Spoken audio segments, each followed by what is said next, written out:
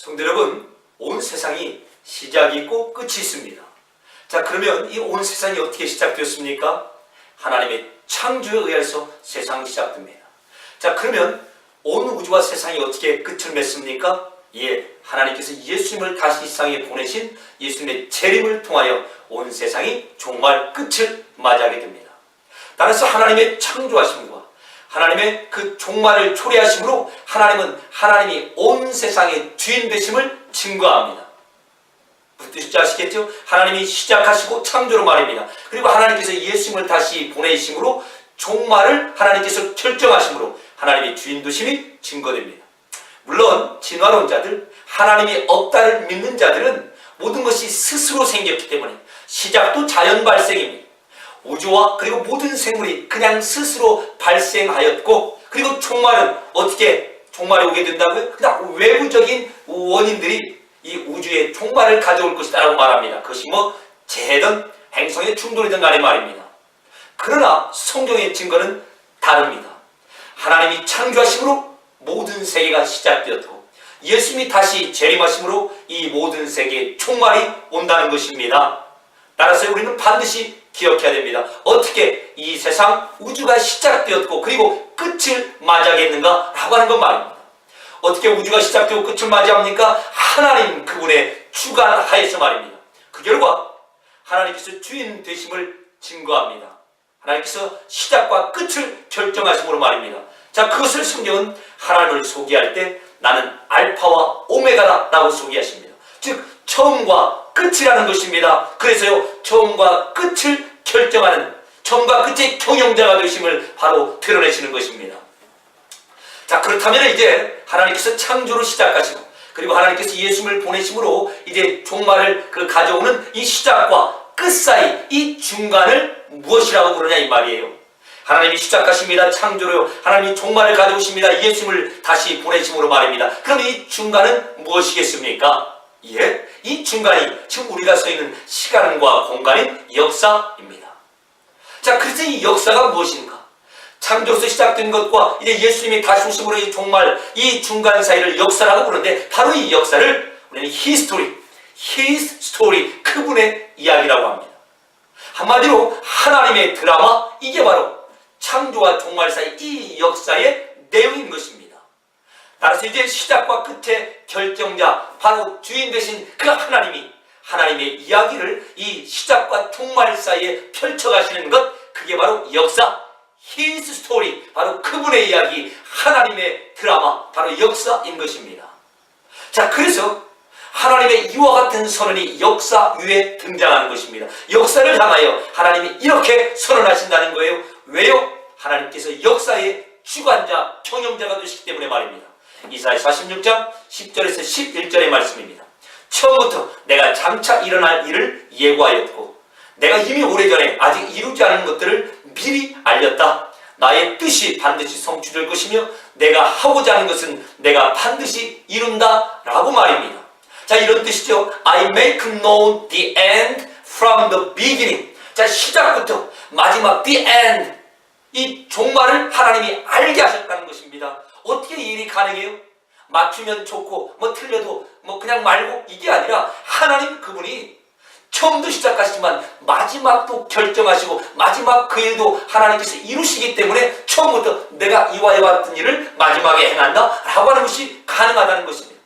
누가 어떤 것을 일으키고 그리고 그 일을 점쟁이가 알아맞추듯이 알아맞추는 것이 아니라 하나님께서 처음과 마지막 그 중간을 다 하나님의 뜻을, 하나님의 purpose, 목적을 가지고 경영하시기 때문에 처음부터 내가 마지막 이렇게 한다 라고 말할 수가 있다는 것입니다. 그것이 바로 하나님의 역사 경영의 선언이십니다. 하나님의 목적을 가지고 시작과 끝을 주관하시고 그 중간도 하나님이 하나님의 뜻대로 경영하시겠다는 것입니다. 그래서 하나님의 뜻이 반드시 성취될 것이며 하나님께서 하시고자 하시는 그 일을 하나님이 이루신다라고 하는 것이 역사를 향한 하나님의 선언입니다. 무슨 뜻인지 아시겠죠? 이 역사가 누군가가 진행하고 거기에 대하여 하나님이 알아맞추시는 정도가 아니라 이 역사를 하나님이 시작하시고 지금도 경영하시고 개입하시고 하나님의 목적을 이루시는 무대로 사용하신다는 것입니다.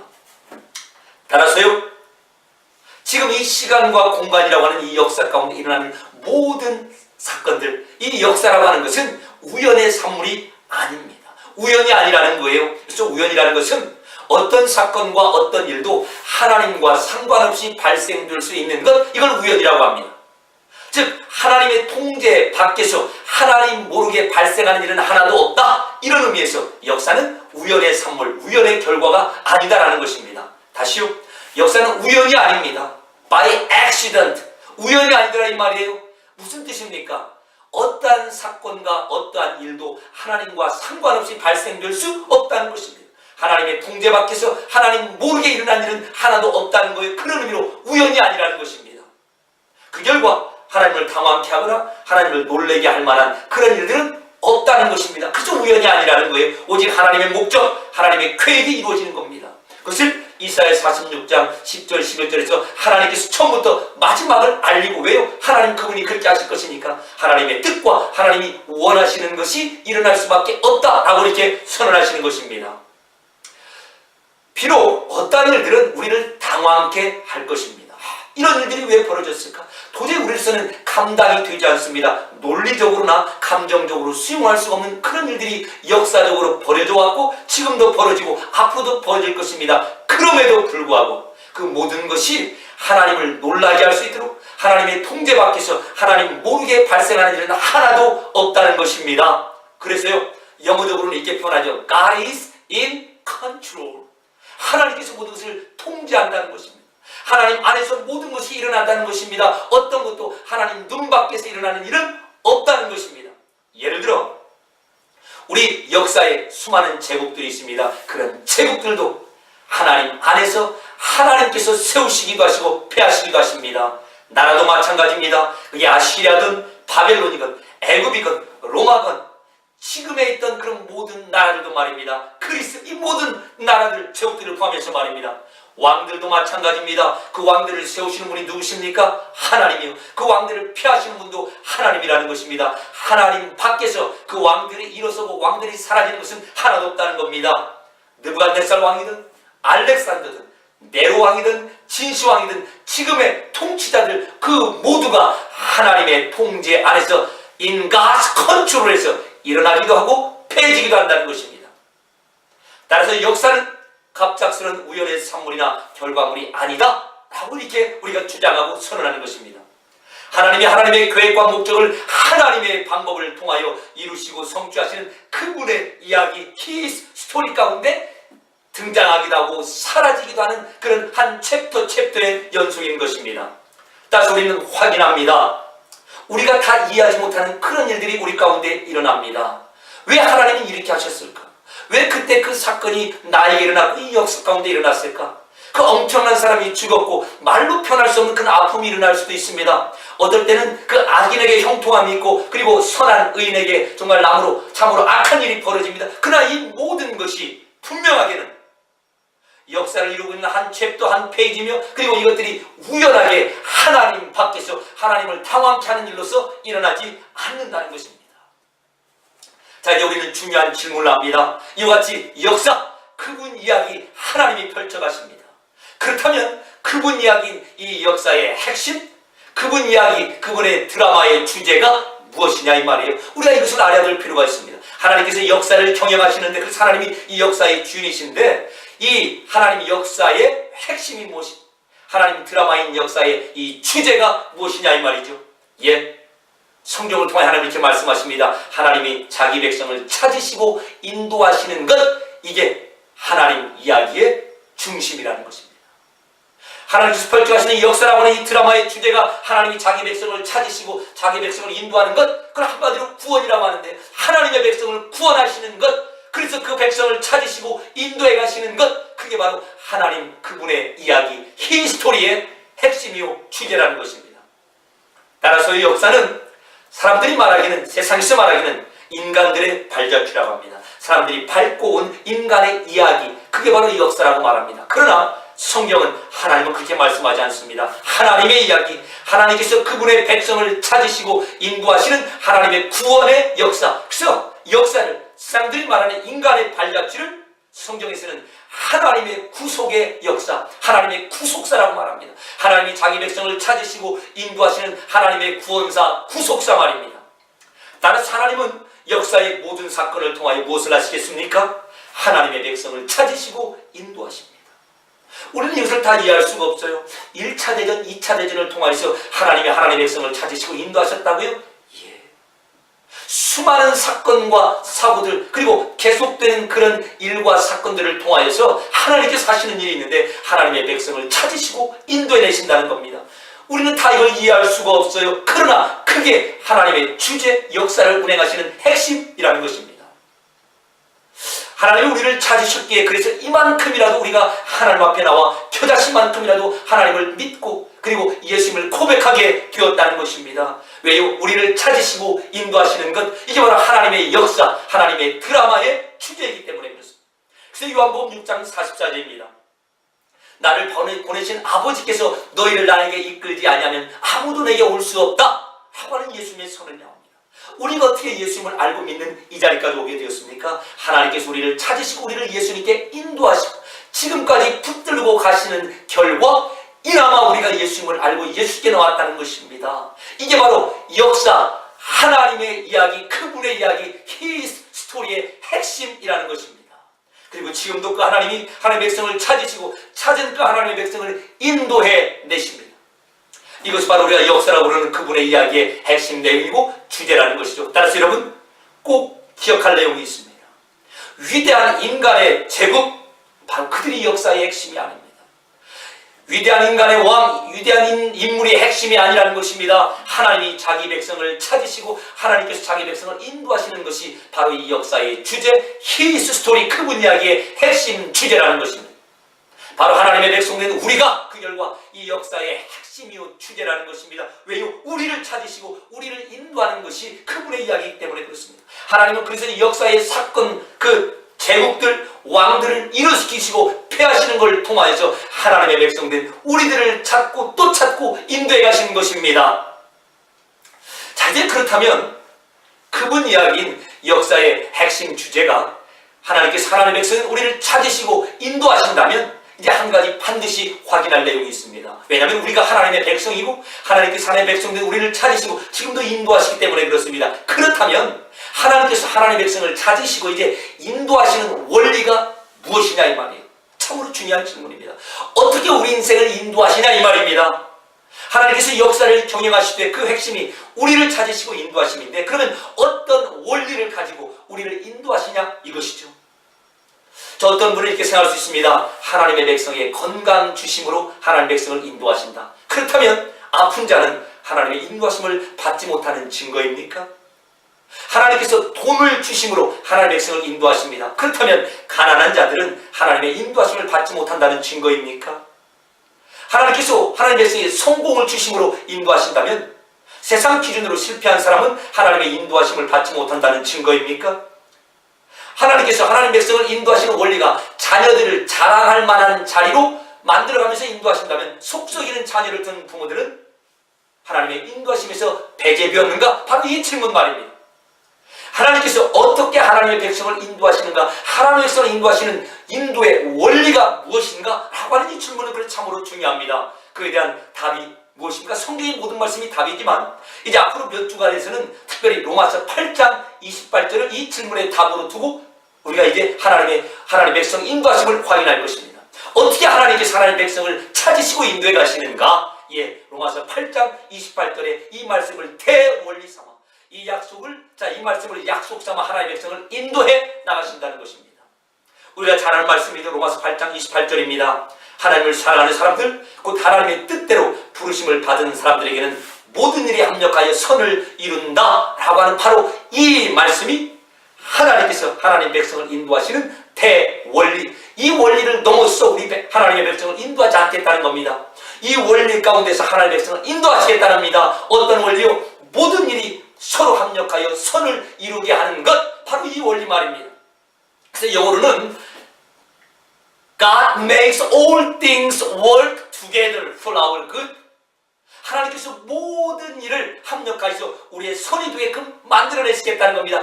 이게 바로 하나님이 우리 인생을 인도해 가시는 하나님의 인도의 원리, 인도의 약속이라는 것입니다. 그래서 하나님이 주어가 되시죠. 우리말로는 모든 일이 서로 협력하여 선을 이룹니다. 감이 잘 와요. 어떻게 모든 일이 협력해 서로 착착 맞아 들어갈까? 그러자 좀 더 분명하게 주어를 영어에서는 보여주죠. God causes all things to work together for our good. 또는 God makes all things work together for our good. 하나님 그분이 모든 일, 우리 가운데 일어나는 모든 사건과 그 일들을 통하여서 우리 가운데 선이 될 수밖에 없도록 그 모든 걸 인도해내시겠다는 것입니다. 이게 바로 하나님께서 우리 성도를 인도해내시는 하나님의 인도의 원리, 하나님께서 어떻게 하나님의 백성을 찾으시고 인도해 가시는가라고 하는 대원리가 되는 것입니다. 모든 일을 통하여 성도의 선을 만들어내는 것, 그래서 이 밖으로 우리 인생을 끌고 가지 않겠다는 것입니다. 이 원리 안에서만 우리 인생을 만들어 가시고 찾아가시고 인도해내시겠다는 겁니다. 여러분, 모든 일을 통하여서 성도의 선을 만드신다고 할 때 모든 일은 딱 두 가지입니다. 나에게 좋은 일, 나에게 나쁜 일 말입니다. 자, 그래서 모든 일을 통하여 선을 만든다는 것은 좋은 일은 어차피 내 인생에 좋은 일로 결과를 맺겠죠. 나쁜 일도 내 인생에 선을 만들어내겠다는 겁니다. 선을 만드신다는 뜻은 이런 것입니다. 그냥 한마디로 쉽게 절대로 그 일이 나에게 손해되지 않게끔, 그 일이 결국은 나에게 유익이 되게끔 만드시겠답니다. 그 결과 그 일로 인하여서 나에게 나쁜 일로 왔지만 그 일로 인하여서 하나님께 너무나 감사하며 충분히 감사할 조건이 되게끔 그 일을 만들어내시겠다는 겁니다. 어떤 때는 내가 나쁜 일을 만들죠.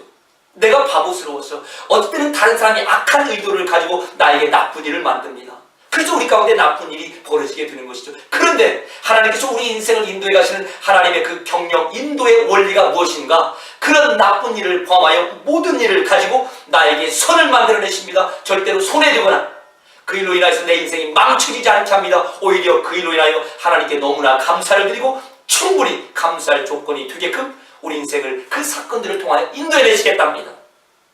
그래서요, 우리가 이 땅 살 동안에 바로 그 일을 인하여 하나님께 감사할 것이고, 최소한 내가 이 땅을 살면서 그 일이 왜 나에게 감사되는지를 몰랐다면 내 영혼이 하나님 앞에 서서라도 그 일로 인하여 감사하게끔 만들겠다는 것입니다. 왜냐하면 이 세상을 살면서 우리가 그 일에 대한 충분한 이해를 못했어요. 그러나 하나님 앞에 내 영혼이 섰을 때는 그 일이 왜 일어나는가를 충분히 알게 되고, 그러나요 하나님 앞에 감사할 수밖에 없도록 인도하신다는 것입니다. 예를 들어 우리에게 많은 아픔이 있고 가난이 있고 슬픔과 그리고 실패가 있고 인간 문제에 여러 가지 문제들이 있습니다. 그러나 그 일로 인하여 하나님 앞에 감사하며 충분히 감사할 조건이 되게끔 그 모든 일을 하나님께서 만들어내시겠다는 겁니다. 그 결과 내 인생은 좋은 일, 나쁜 일로 인하여 좌우받지 않는다는 겁니다. 참으로 중요합니다. 만약에 좋은 일, 나쁜 일로 내 인생이 좌우된다면 내 인생을 지금 누가 경영하고 있습니까? 그 좋은 일, 나쁜 일이고 그 좋은 일, 나쁜 일이 일어나게 한 그 원인인 어떠한 사람이 될 것입니다. 그러나 하나님 분명히 말씀하십니다. 모든 일을 통하여, 그게 좋은 일이건 나쁜 일을 통하여 간에 하나님께서 우리 인생의 주인이 되셔서 우리 인생을 찾으시고 끌고 가시는 경영자가 되셔서 우리 인생을 최고의 선 감사할 조건으로 만들어내시겠답니다. 바로 그 하나님이 주인이 되어서 말입니다. 따라서 내 인생이 하나님의 인도하심 가운데 죄된 것 같습니다. 그런 느낌이 올 때마다 우리는 반드시 이와 같은 약속을 기억해야 됩니다. 하나님께서 바로 이 일을 통하여서, 나쁜 일 같은 이 일을 통하여서, 아니 진짜 나에게 나쁜 일입니다. 그 나쁜 일을 통하여서도 하나님께 너무나 감사하며 하나님께 충분히 감사할 조건으로 만들어내시겠다라고 하는 하나님의 이 내 인생을 인도하시는 그 인도의 대원리 말입니다. 여기까지라면 다시 한번 우리 확인합니다. 이 역사의 핵심, 그분의 이야기의 핵심이 무엇입니까? 하나님이 자기 백성된 나를 찾으시고 인도하시는 바로 하나님의 백성 찾으심과 인도하심입니다. 자, 그러면 하나님께서 이 모든 성도에게 적용되는 이 하나님의 인도하심의 원리가 무엇이라고요? 모든 것을 합력하여 선을 이루어내신다는 그 약속이 바로 하나님께서 지금도 우리를 인도하시는 인도의 대원리가 되는 것입니다. 자, 그래서 중요한 것은 모든 성도가 지금도 누구 하나의 예외 없이 바로 이 원리 아래서 인도하심을 받고 있다는 것입니다. 잘하는 사람뿐만 아닙니다. 못하는 사람이 배제된 게 아닙니다. 우리 모두가 잘할 때나 못할 때나, 하나님 앞에 긍정적인 반응을 할 때나 부정적인 반응할 때나, 그 말은 하나님 앞에 우리가 정말 참으로 형편없다고 하는 그 최아래에 떨어진 그 순간에도 하나님은 이 원리를 우리에게 반드시 적용시킵니다. 하나님의 원리며 우리를 향한 약속이기 때문에 그렇습니다. 그 일을 통해서도 선을 만들어내시겠다고 말입니다. 자, 그래서요, 오늘은 우리가 이와 같은 하나님의 그 하나님 성도를 찾으시고 인도하시는 대원리인 로마서 8장 28절이 악한 일이 선이 될 수밖에 없는 인생으로 하나님에 의해서 만들어진 그 샘플로서 요셉의 인생을 살펴보겠습니다. 하나님의 인도하심의 대원리가 성취된 바로 그 인생의 샘플로 말입니다. 따라서 요셉을 우리가 부러워할 것이 아니라 요셉을 이렇게 인도하신 하나님, 이와 같은 대원리, 모든 것을 합력하여 즉 나쁜 일도 선이 되게끔 만드시겠다고 하는 하나님의 그 약속의 대원리가 성취된 그 인생으로서의 요셉을 살펴보겠습니다. 그리고 그를 부러워하는 것이 아니라 지금 우리 모두가 요셉과 같이 이 원리 가운데 인도함 받고 있음을 우리가 확인하는 것입니다. 우리가 그냥 먼저 개략적으로 확인해보자면 요셉의 인생에 나쁜 일이 얼마나 많이 발생하는지 모릅니다. 그러나 그 나쁜 일도 요셉 인생에 절대로 손해가 되지 않고 요셉을 망하게 하지 않았다는 것입니다. 우리에게도 마찬가지라는 것입니다. 나쁜 일이 일어나죠. 타인의 악의가 내 인생 가운데 이제 나쁜 일로 드러납니다. 그러나 그와 같은 나쁜 일, 타인의 악의에 의해서 나의 인생이 절대로 결정되지 않는다는 것입니다. 오히려 그 나쁜 일 때문에 더 감사할 수밖에 없는 그런 인생으로 하나님이 만들어내십니다. 하나님 그분이 주인이시지. 나쁜 일, 좋은 일, 그리고 그것을 일으키는 그 사람들이 내 인생의 주인, 역사의 주인이 아니기 때문에 그렇습니다. 오히려 하나님께서는 그것들을 통해서도 하나님께서 나에게 의도하신 선을 만들어내십니다. 중요한 것은 우리가 바로 지금 그 자리에 있고 요셉을 샘플로 우리 가운데 증거하고 계신다는 것입니다. 성경을 아시는 분은 아브라함, 요셉, 이삭 이런 사람들에 대해서 잘 아실 것입니다. 그래서 오늘은 대략적으로 빨리 지나갈 텐데요. 혹시라도 여러분들이 그 요셉에 대해서 궁금한 사항이 있으면은 창세기 37장부터 이 뒷부분을 한번 읽어보시기 바랍니다. 자, 먼저 요셉에게 있는 그 인생 가운데 큰 그 변곡점이 되는 큰 사건들이 있는 그런 부분들을 살펴보도록 하겠습니다. 아버지 야곱이 요셉에게 심부름을 시킵니다. 너희 형들이 지금 세겜에서 양을 치는데 한번 거기에 가봐라. 잘 있는가? 그래서 아버지가 헤브론에서 세겜이라는 지역으로 심부름을 보냅니다. 가봤더니 없어요. 그러면 돌아와도 될 텐데 이 요셉이 형들이 있는 곳까지 가서 형들의 안부를 내가 반드시 묻고 아버지에게 기별을 해야지 라고 해 사람들에게 묻자 너희 형들이 도단에 갔다라고 합니다. 그래서 자원하는 마음으로 억지가 아니라 세겜까지만 가도 되는데 세겜에서 도단까지 심부름을 더 갑니다. 그런데 문제가 생깁니다. 도단에 본인들을 찾아오는 그 요셉을 보면서 형들이 이렇게 말합니다. 죽이자. 평소에도 저놈이 마음에 안 들고 어느 날 꿈을 꾸고 오더니 우리가 자기에게 절을 한다고? 자, 그러면 우리가 죽여버리면 우리가 자기에게 이 요셉에게 절을 하는지 안 하는지 그의 꿈이 어떻게 했는지 한번 확인해보자. 그래서 죽일 계획을 세웁니다. 진짜로 죽이려고 합니다. 자, 그러자 맏형 루벤이 이렇게 반응합니다. 우리 형제인데 요셉 죽이면 뭐 하겠나? 차라리 저 구덩이에 던져버리자. 그러면 어차피 사람도 없고 구해줄 사람도 없으니까 죽을 텐데 라고 해서 지금 우리 손으로 죽이지 말고 그 루벤 제일 큰 맏형이 요셉을 구덩이에 던지자고 합니다. 그러면서 루벤이 이런 마음을 먹습니다. 나중에 살려내야지. 지금 임시방편으로 죽음을 면하게 하고 구덩이에 던져놓고 살려낼 그런 마음으로 그렇게 말합니다. 아마 제 생각에는 그 루벤이 이렇게 말을 하면서 요셉에게 눈을 깜짝깜짝 했다든가 뭔가 이렇게 사인을 보냈을 것 같아요. 조금만 기다려. 형이 살려줄게. 근데 갑자기 루벤이 사라져버립니다. 그 루벤이 잠시 사라진 그 사이에 이제 유다가 제안을 합니다. 저놈 죽이면 뭐해? 돈 얼마라도 받고 팔지. 이렇게 제안을 합니다. 그리고 그 순간에 이제 미디안 상인이라고 하는 이제 노예를 사가는 상인이 오게 되는 거예요. 그래서 그냥 은 20에 팔려버리게 됩니다.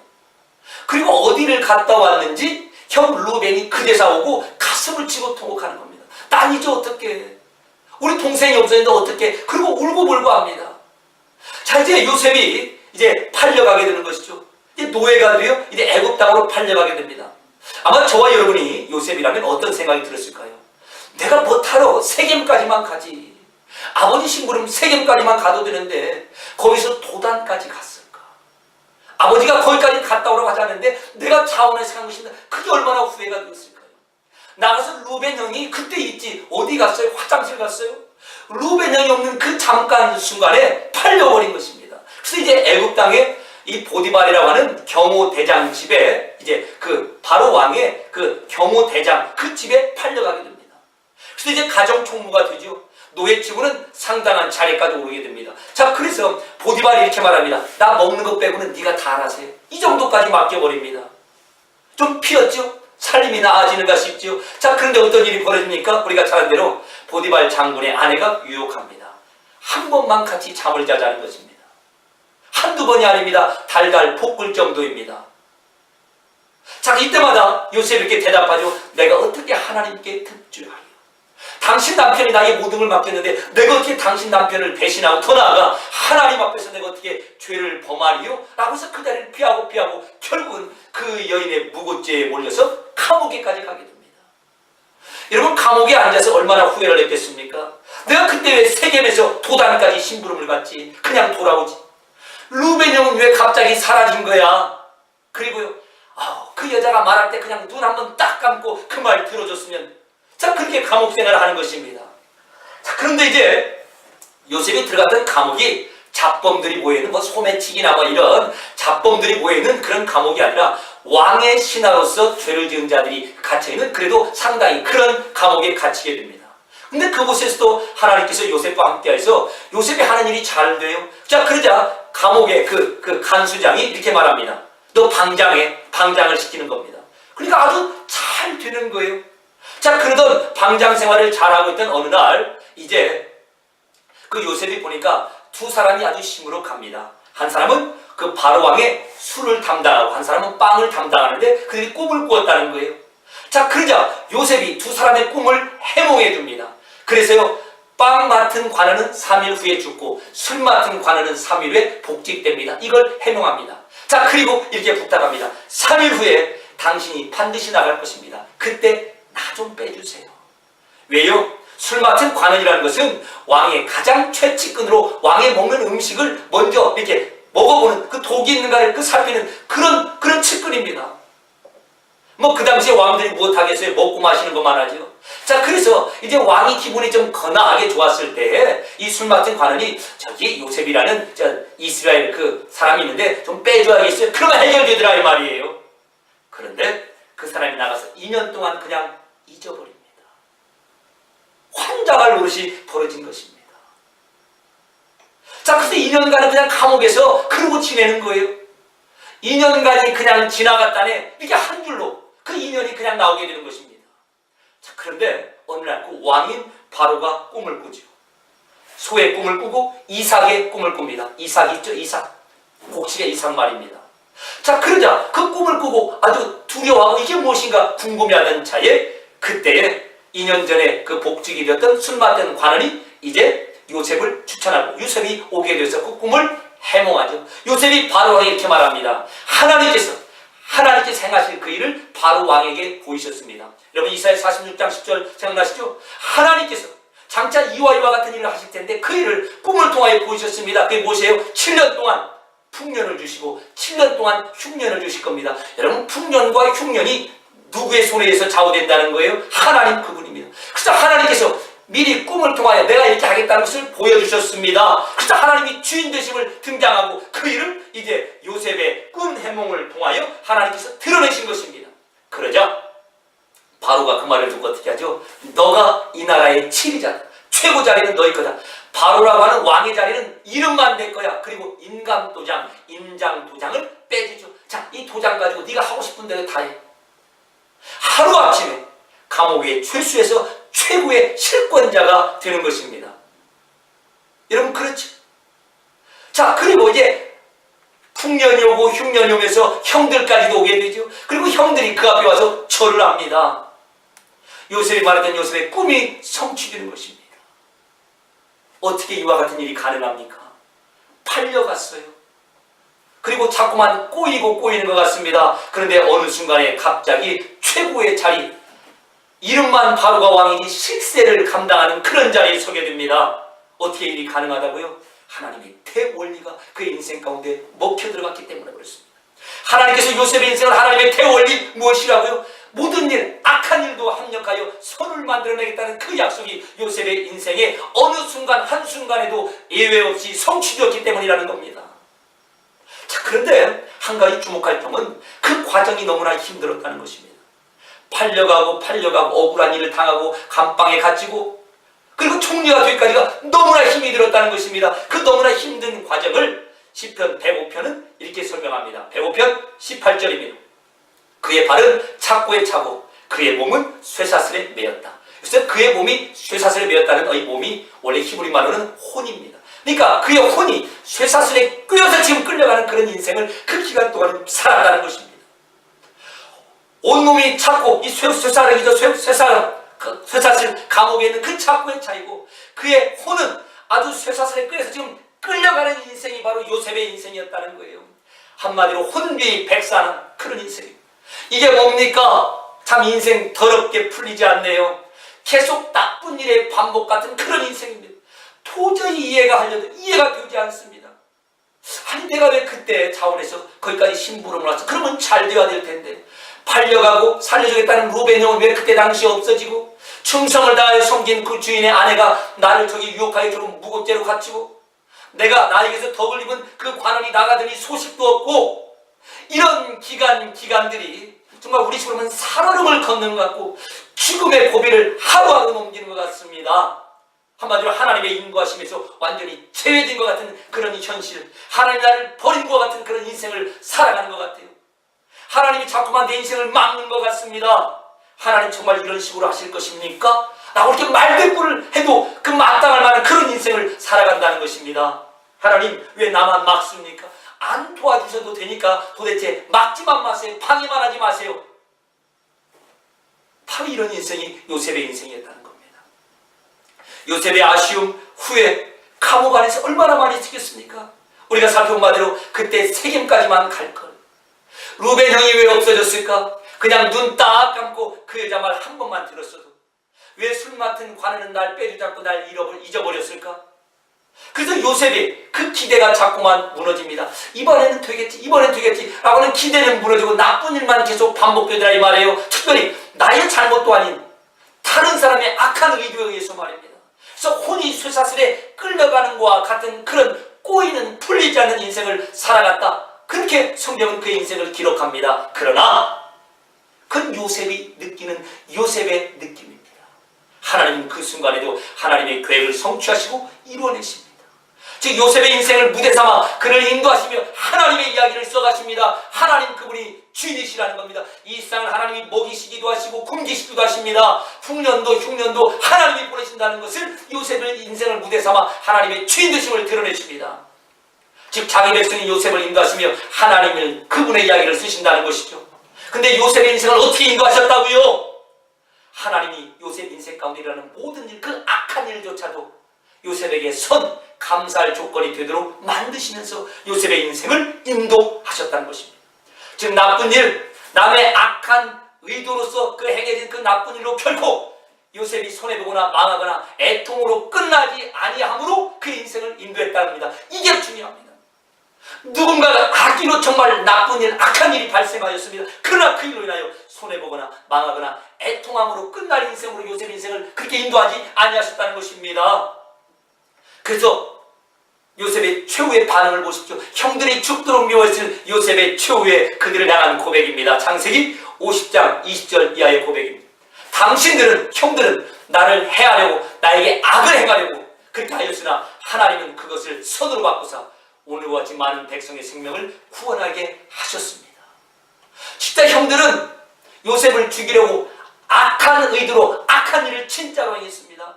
짜고 먼저 가라. 이게 아니었다는 거예요. 그러나 하나님은 그들의 악한 의도를 정말 선으로 바꾸내셨다는 것입니다. 여러분, 이게 바로 하나님의 대원리가 성취된 요셉의 인생입니다. 요셉이 그랬을 거예요. 그때 그 일이 벌어지지 않았어야 되는데, 내가 그때 거기까지 심부름을 가지 말았어야 하는데, 그렇죠? 그때 루벤 형이 그 자리에 있었어야 하는데, 그냥 그때 그 여자 말 눈 딱 감고 한번 들었어야 하는데, 술 맡은 관원이 나를 기억했어야 하는데, 근데 하나님께서 그 일을 어떻게 만드셨다고요? 그때 내가 도단까지 심부름을 안 갔으면 일이 어떻게 생겼을까? 그때 루벤 형이 나를 꺼내줬으면 어떻게 일이 나에게 생겼을까? 그때 내가 그 여자 말 듣고 그 여자와 잤다면 어떻게 일이 생겼을까? 오히려 그 일이 요셉으로 하여금 감사의 최고의 조건이 되게 하였다는 것입니다. 여러분 꼭 기억하십시오. 우리 모두를 인도하시는 하나님의 인도하심의 대원리, 불변의 약속, 바로 그 약속 안에 우리 성도가 지금 있고 그 약속이 우리 가운데 성취되는 현장이 바로 우리의 인생이라는 것입니다. 합력하여 나쁜 일조차도 우리에게 선 감사거리로 만드시다는 그 약속이 성취되는 게 바로 우리 인생이라는 거예요. 이게 바로 세상과 우리 성도의 차이입니다. 세상은 이 약속이 없고 우리는 이 약속 안에 있는 것입니다. 이 말씀 우리 개인에게 적용해 봅니다. 우리 각 개인과 가정이 어려운 환경, 어려운 현실에 있을 것입니다. 경제적이건 건강이든 자녀든 인간관계든 말입니다. 교회도 그렇죠. 사실 언제나 어렵습니다. 그러나 그 현실 가운데서 하나님의 약속을 보는 겁니다. 우리를 인도하신 하나님의 대원리가 우리 가운데 약속으로 와 있는 그 약속을 보는 것입니다. 역사, 그분의 이야기입니다. 그리고 그분의 이야기를 펼쳐가실 때 어떻게 우리를 인도하시는지를 분명히 보라는 것입니다. 모든 것을 우리에게 최고의 감사거리, 선으로 만드시는 그 하나님 말입니다. God makes all things work together for our good. 이게 바로 하나님의 모든 인생을 인도하시는 그런 원리가 되는 것입니다. 이 약속은 지금도 변함이 없다는 것입니다. 여러분, 하나님께서 요셉의 인생을 통하여 다시 한번 이 약속의 말씀이 어떻게 우리 가운데 성취되는지를 확인해 주십니다. 그리고 지금 성도가 바로 이 약속 안에 들어있다는 것입니다. 하나님께서 창조하시고 예수님을 보내심으로 시작과 결말을 맺는 이 우주의 주관자시며 그 중간이 역사의 주관자십니다. 그분이 지금도 우리 인생을 그와 같은 원리로 붙들고 가십니다. 그래서 다시 한번 우리 인생을 이 약속에 던지시며 하나님께서 약속하신 그 약속이 오늘도 지금도 성취되고 있구나. 요셉은 알지 못했지만 우리는 알고 간다라고 하는 든든함을 가지시고 다시 한번 주님과 함께 이 대원리 가운데서 하나님을 기뻐하는 삶으로 다시 한번 회복되시길 주님의 이름으로 축원합니다. 은혜로우신 아버지 하나님, 하나님의 세계 경영하심, 특별히 우리 인생의 경영하심의 그 원리를 알게 하시니 감사를 드립니다. 모든 것이 합력하여 선을 만들어내고야 말겠다는 그 약속이 지금도 성취되는 게 우리 각자의 인생임을 다시 한번 확인시켜 주시니 감사합니다. 그래서 어떠한 일로라도 좌절하거나 주눅들지 아니하게 하시고 그 일을 변화시켜 하나님께서 최고의 선으로 만드실 바로 그 하나님을 바라보고 오늘도 담대하게 일서는 우리 모두가 될 수 있도록 다시 한번 은혜를 더하여 주시옵소서. 예수님의 이름으로 기도하옵나이다. 아멘.